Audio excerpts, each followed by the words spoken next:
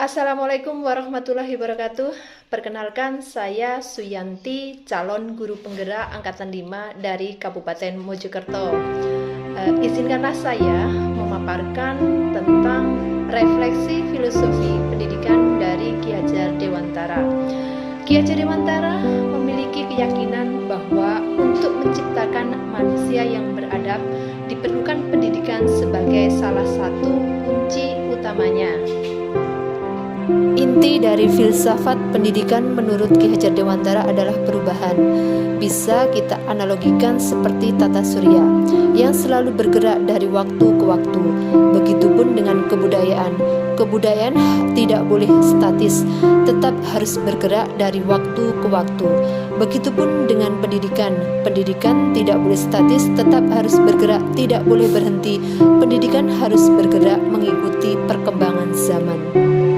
Relevansi pemikiran Ki Hajar Dewantara dengan transformasi pendidikan yang kita lakukan sekarang berkaitan dengan perubahan. Perubahan kehidupan adalah kodrat keadaan berhubungan dengan kodrat alam dan kodrat zaman. Kodrat alam berkaitan dengan sifat dan bentuk lingkungan di mana anak berada. Kodrat zaman berkaitan dengan isi dan irama. Dewantara mengingatkan pendidik bahwa pendidikan anak sejatinya melihat kodrat diri anak dengan selalu berhubungan dengan kodrat alam. Oleh sebab itu, isi dan irama yang dimasukkan adalah muatan pengetahuan yang diadopsi yang tidak bertentangan dengan nilai-nilai kemanusiaan. Ki Hajar Dewantara juga menegaskan bahwa didiklah anak-anak dengan cara yang sesuai dengan tuntutan alam dan zamannya sendiri. Perubahan yang kedua adalah prinsip melakukan perubahan. Dalam melakukan prinsip perubahan, kita berpedoman pada asas trikon, yaitu yang pertama adalah kontinuitas. Artinya, kita dalam melakukan perubahan harus tetap berdialog kritis dengan sejarah. Dalam bergerak maju ke depan, kita tidak boleh lupa akan akar budaya yang hakiki dari masyarakat kita. Yang kedua adalah konvergensi, artinya perubahan yang kita lakukan harus menuju ke suatu titik yang memperkuat nilai-nilai kemanusiaan. Jadi, pendidikan harus memanusiakan manusia dan memperkuat nilai kemanusiaan. Yang ketiga adalah konsentris.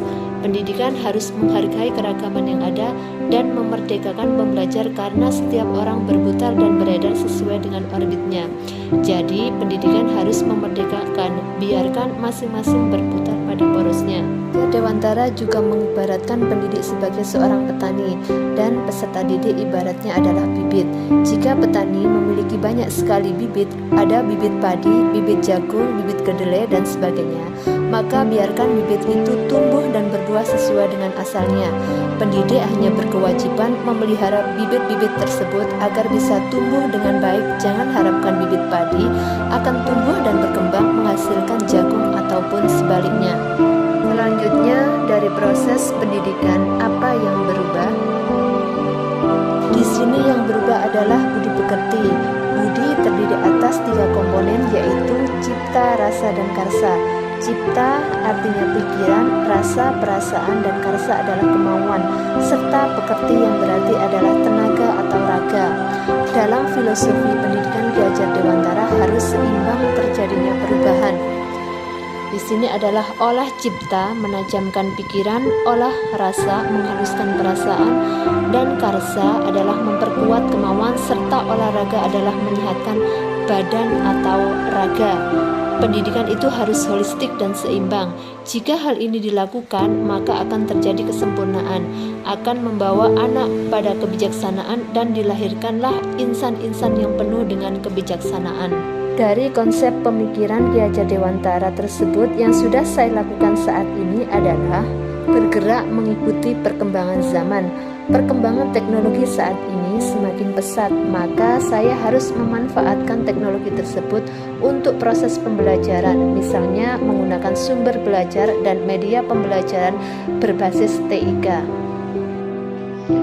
Demikianlah refleksi dari saya tentang filosofi pendidikan dari Ki Hajar Dewantara. Dengan semboyan ing ngarsa sungtulodo ing madya mangunkarsa tutpuri handayani. Marilah kita semua memajukan pendidikan di Indonesia. Guru bergerak, tergerak, menggerakkan Indonesia maju. Terima kasih dan wassalamualaikum warahmatullahi wabarakatuh.